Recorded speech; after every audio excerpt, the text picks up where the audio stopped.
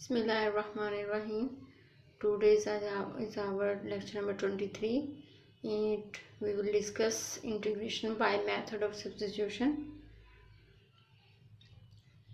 Some useful substitutions are कि अगर आपके पास किस तरह का एक्सप्रेशन हो जिसमें square root of a square minus x square हो और आप कोई पावर रूल भी ना लगा सकें, कोई और फार्मूला भी ना लगा सकें, तो फिर आपने सब्स्टिट्यूशन यूज़ करनी है।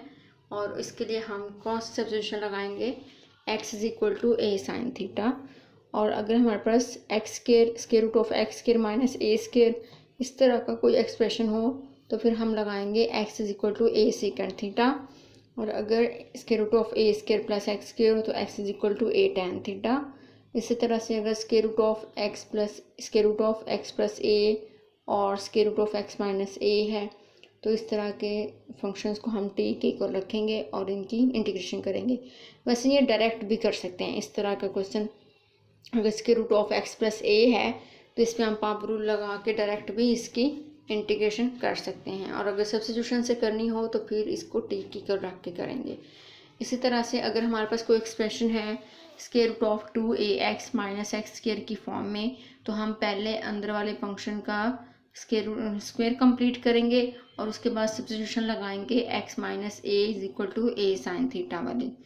उसके बाद अगर हमारे पास कोई एक्सप्रेशन है कि जिसमें square root of 2ax plus x square involve है तो वहाँ पे भी हम पहले स्क्वायर कंप्लीट करेंगे और फिर x प्लस ए वाला स्क्वायर कंप्लीट होगा। सो हम x प्लस ए फंक्शन को रखेंगे ए सेकेंड थीटा के इक्वल।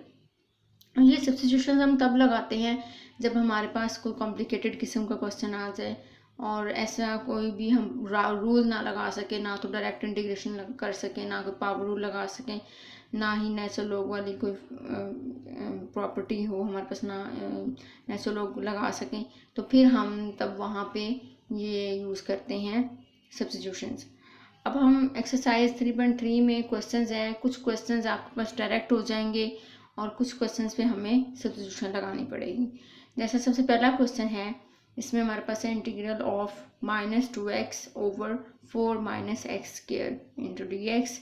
तो इसकी इंटीग्रेशन हम लोग डायरेक्ट कर सकते हैं। क्यों? क्योंकि हमारे पास जो पावर के अंदर यानी कि स्क्वायर रूट के अंदर वाला फंक्शन है वो है 4 माइनस एक्स स्क्वायर, और 4 माइनस एक्स स्क्वायर का जब हम डेरिवेटिव देखते हैं तो वो हमारे पास होता है -2x। तो चूंकि डेरिवेटिव हमारे पास यहाँ पे साथ अगर हम इसको पावर की फॉर्म में लिखते हैं 4 माइनस एक्स स्क्वायर की पावर -1/2 इंटू -2x, तो आप यहाँ पे देख रहे हैं कि हमारे पास इंटरनल फंक्शन का साथ डेरिवेटिव मौजूद है। इस वजह से इस पर हम पावर रूल लगा के हम इसकी इंटीग्रेशन कर सकते हैं। तो यहाँ पे हमने पावर रूल लगाया, वो फॉर्मूला साथ मैंने लिखा हुआ है कि एफ ऑफ एक्स की power n into F dash of x D x हो। तो हम इसकी इंटीग्रेशन किस तरह से करते हैं? एफ ऑफ एक्स की पावर n+1 ओवर n+1। तो पावर रूल लग जाएगा यहाँ पे, तो हमारे पास आंसर आ जाएगा 2 into square root of 4 minus x square plus c आ जाएगा। उसके बाद हमारे पास क्वेश्चन नंबर 2 है। इसमें हमारे पास है integral of dx over x square plus 4x plus 13। तो इसमें आप लोग क्या कर सकते हैं, यहाँ पे भी आप लोग देखेंगे कि हम डायरेक्ट नहीं इसको सॉल्व कर सकते क्योंकि हमारे पास जो नीचे वाला फंक्शन है उसका डेरिवेटिव मौजूद नहीं है। नीचे वाले फंक्शन का डेरिवेटिव बनता है 2x प्लस 4 और वो हमारे पास यहाँ पे ऊपर नहीं कहीं भी मल्टीप्लाई हो रहा। सो हम इसको किसी और मेथड से कर लेंगे। तो हमने यहाँ पे देखा कि अगर हम 13 को 4 + 9 की फॉर्म में लिख लें तो हमारे पास ये x square plus 4x plus 4 मिल के ये स्क्वायर कंप्लीट हो जाएगा किसका? x प्लस 2 का होल स्क्वायर, और 9 को हम लिख सकते हैं 3 का स्क्वायर। तो ये हमारे पास पड़ जाएगा x प्लस 2 का स्क्वायर प्लस 3 का स्क्वायर। और इस पे हम वो फार्मूला लगा सकते हैं 1 over x square plus a square integral of 1 over x square plus a square is equal to होता है हमारे पास 1 over a tan inverse x over a। तो इसके ऊपर जब हम फार्मूला लगाते हैं तो a की जगह पे हमारे पास है 3 और x की जगह पे हमारे पास जो फंक्शन है वो है x प्लस 2।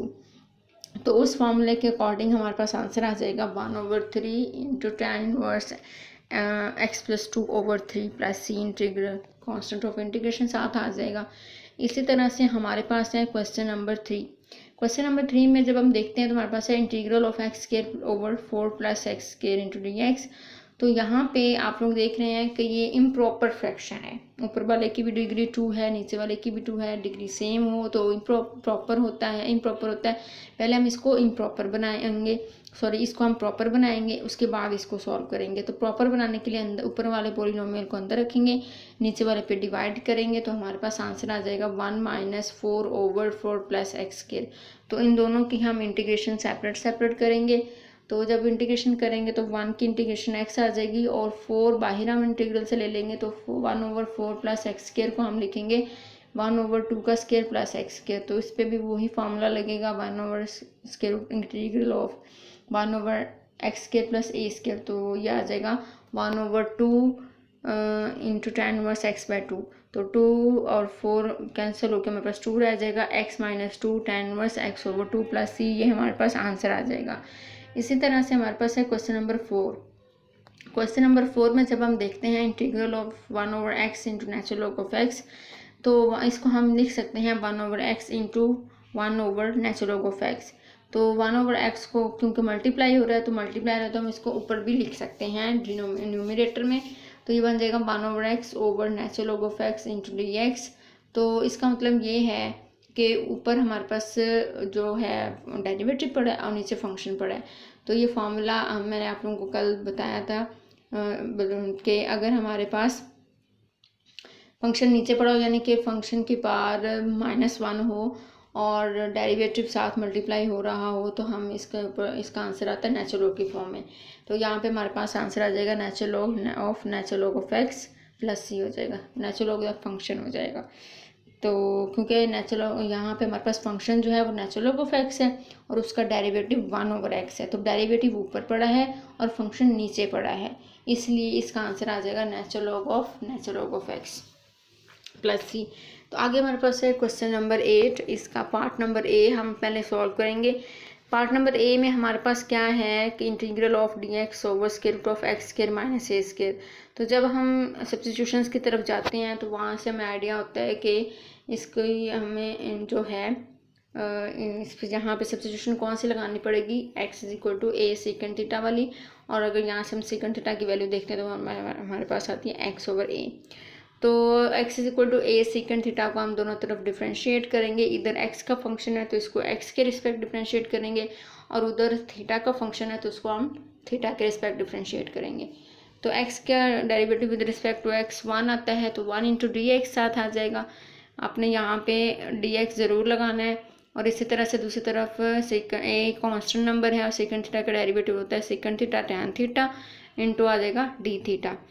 तो हमारे पास ये डी एक्स की वैल्यू यहाँ से आ जाएगी a second theta tan theta d theta. तो ऊपर हम जो हमारे पास फंक्शन है क्वेश्चन है integral of d x over square root of x square minus a square, इसके अंदर हम वैल्यूज़ पुट करते हैं। तो हमारे पास a second theta tan theta into d theta over x की जगह पे हम पुट करेंगे ए सेकंड थीटा। तो ये आ जाएगा ए सेकंड थीटा का whole square minus a square हो जाएगा।